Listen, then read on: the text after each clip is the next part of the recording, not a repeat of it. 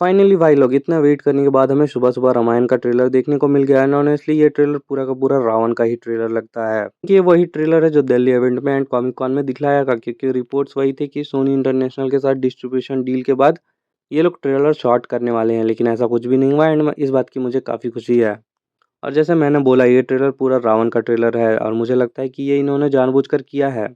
कि जब आप अपनी मूवी के विलन को इतना पावरफुल एस्टैब्लिश करते हो, जब आप उसकी जर्नी, उसके पावर्स और उसके स्किल्स को दिखाते हो, तब जब हीरो उस विलन के सामने खड़ा होता है एंड तब उस हीरो की ग्रेटनेस और भी बढ़ जाती है।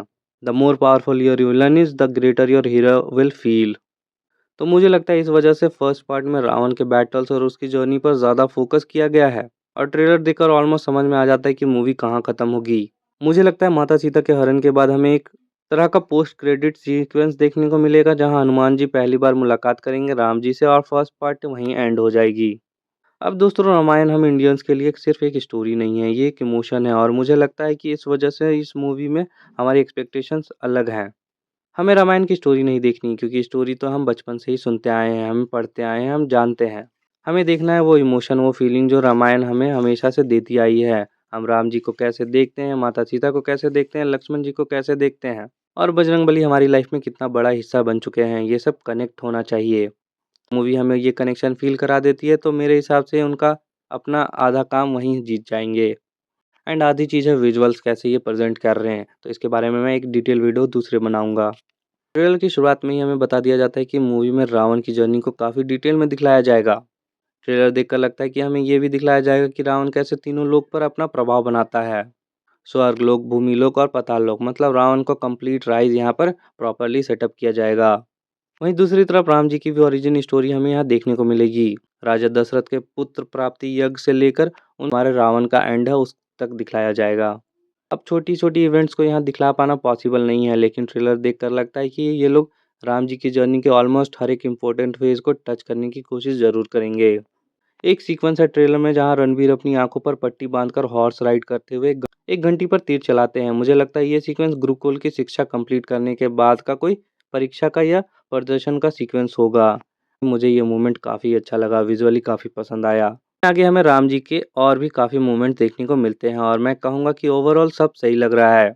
लेकिन अभी भी मेरे अंदर एक छोटी-सी फीलिंग है। किसी से गलत वे में मत लेना, ये सिर्फ़ मेरी पर्सनल ओपिनियन है।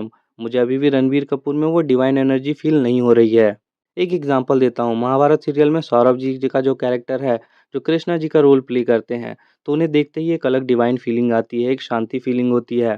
नीतीश तिवारी ने भी अपने इंटरव्यू में जब कहा कि उन्हें रणवीर की आँखों में ही देखकर लगा था कि वही उनके राम जी हैं एंड उन्हें उनका राम जी मिल गया है।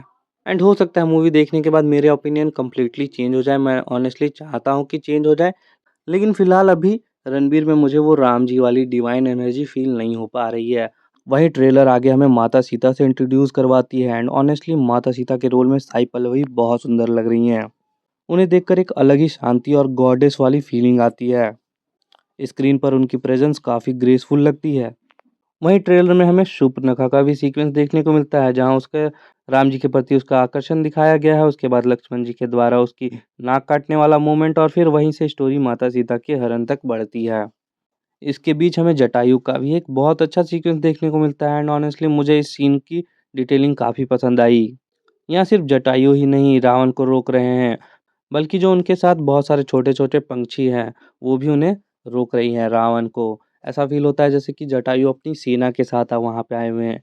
एंड एक बहुत छोटी-सी डिटेलिंग है जो कि हमें वहाँ देखने को मिलता है।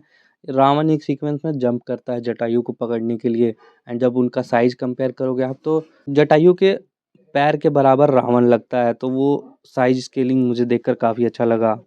आगे ट्रेलर में हमें लक्ष्मण रेखा का सीक्वेंस भी देखने को मिलता है और यहाँ लक्ष्मण रेखा को एक ग्लोइंग फोर्स फील्ड की तरह दिखलाया जा रहा है, जो कि वो समझ में आता है कि विजुअली यहाँ पे दिखलाया जाएगा चीज़ों को। वहीं आगे एक और इंटरेस्टिंग मूवमेंट देखने को मिलता है, रावण वर्सेस विद्युत जीवा। अब विद्युत जीवा शूर्पणखा के पति होते हैं एंड जितना मुझे याद है, जितना मुझे पता है, उन्होंने किसी पॉइंट पर रावण के साथ विश्वासघात किया था, जिसकी वजह से रावण उनका वध कर देते हैं। एंड मूवी इस पार्ट को प्रॉपर्ली एक्सप्लोर करती है तो मुझे काफ़ी अच्छा लगेगा क्योंकि ये थोड़ा साइड स्टोरी हो जाता है ना मेन रामायण इसके स्टोरी से, तो इस पार्ट को भी एक्सप्लोर किया जा रहा है तो वो काफ़ी इंटरेस्टिंग हो जाएगा ना। वहीं ट्रेलर में हमें भगवान परशुराम जी का भी एक झलक देखने को मिलता है। एंड अब मुझे देखना है ये उनका जो क्रोध वाला चीज़ है उसको कैसे रणबीर पोर्ट्रेयल करते हैं, क्योंकि एज़ वी नो कि रणबीर ही प्ले कर रहे परशुराम जी भी। तो मुझे देखना है कि आमने-सामने वो कैसे एक्टिंग का डिफ़रेंस वहाँ पे हमें देखने को मिलेगा। साथ ही एक मोमेंट में माता सीता तलवार का भी अभ्यास करते हुए नज़र आती हैं। एंड मुझे लगता है कि ये सिर्फ़ एक्शन के लिए नहीं है, बल्कि ये एस्टैब्लिश करने के लिए कि माता सीता भी युद्ध कला से भी परिचित थीं। जो आप नोटिस करोगे कि जो पिछला टीज़र आया था उसमें जो मॉन्स्टर्स हमें दिखलाए गए थे, उससे कहा गया था कि काफ़ी वेस्टर्नाइज़ किया गया है। लेकिन ये ट्रेलर में उस चीज़ को थोड़ा इंडियनाइज़ कर दिया गया है। एंड आप देखकर आप कह सकते हो कि हाँ ठीक है, इंडियन मॉन्स्टर्स हैं। साथ ही में इस ट्रेलर में कुंभकर्ण हमें क्यों देखने को मिल रहा है भाई, वो देखने वाला बात है कि कुंभकर्ण इस कहानी में कैसे आएगा इस पार्ट में। तो उसकी भी कहाँ की जर्नी दिखलाई जाएगी। हो सकता है कि रावण के किसी पुराने युद्ध में भी कुंभकर्ण पार्ट लिया हो एंड वहाँ का सीक्वेंस हो। ओवरऑल बात करूँ तो ट्रेलर मुझे जेनुइनली पसंद आया। विजुअल्स भी पहले से काफ़ी बेटर लग रहे हैं एंड बैकग्राउंड म्यूज़िक भाई काफ़ी पावरफुल है। यहाँ पे हर एक कैरेक्टर को जो म्यूज़िक दे रहे हैं वो लोग, जब भी कोई सीक्वेंस चल रहा है एंड उसके पीछे जो म्यूज़िक चल रहा है वो एलिवेट कर रहा है हर एक सीन को, तो वो मुझे पसंद आया। एंड रावण का कैरेक्टर तो आपने ट्रेलर में एस्टैब्लिश कर ही दिया है, वो तो सबको ही उससे इम्प्रेस हो जाएँगे। माता सीता के लुक से मैं काफ़ी इम्प्रेस्ड हूँ।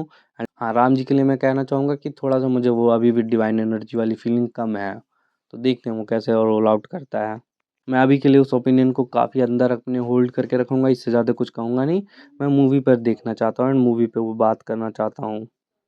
बाकी ट्रेलर की और भी कुछ-कुछ डिटेल्स हैं जिसके बारे में मैं बात करना चाहता हूँ, विज़ुअली ये किस तरह से वर्क कर रही है वो मैं बात करना चाहता हूँ।